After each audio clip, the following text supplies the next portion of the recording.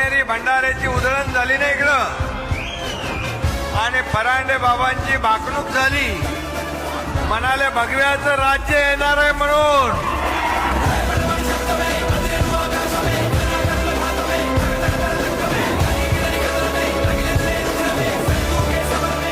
भंडाऱ्याची उधळण झाली ना इकडं. आता विठ्ठल बिरदेवाचा महिमा थोरे थाप मार डिंबाड्या ढोलावर.